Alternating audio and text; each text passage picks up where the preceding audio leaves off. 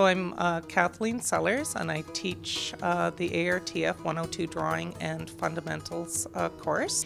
The course is offered for any student within the Faculty of Arts and Science. So the expectation is that students won't have a lot of previous experience or background in making art. The two projects we were assigned, the first one we had to make it out of cardboard. And basically we picked any object that we could find and we scale it up to a meter. So what I had in my pocket at the time was just like a Swiss Army knife. So I'm like, why not? Let's do a Swiss Army knife. How hard can that be? I thought it was going to be a lot easier than it actually turned out to be. Like the measuring angles and like how to do curves in cardboard was pretty tricky, but like it was also a lot of fun. Our latest project is found object sculptures. So I'm choosing to make a potted plant out of paper money. It deals with capitalism and how we've been taught to, I guess, overpower like nature and everything like that. I'm using books as my found object, and basically they are going to be two books and they're in the shape of guns, but they'll also have a silhouette of interlocking hands.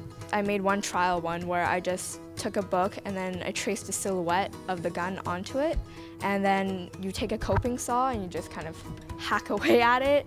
So I have a lot of muscle in my right arm from this one project. So the concept behind that is basically kind of the balance between human curiosity and human destruction. I also find that it's just a different way of thinking. The process of making something and creating something is really enjoyable for me. I think that students benefit in a number of ways. For those who are really starting out and don't have much background at all, I think the main benefit is that they're gaining a better understanding, so that when they go to a gallery, they can appreciate what artists are trying to communicate in their work.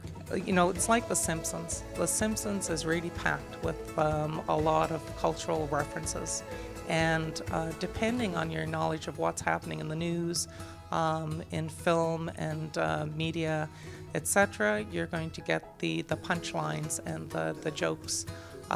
Or you can just appreciate the cartoon for what it is in the moment.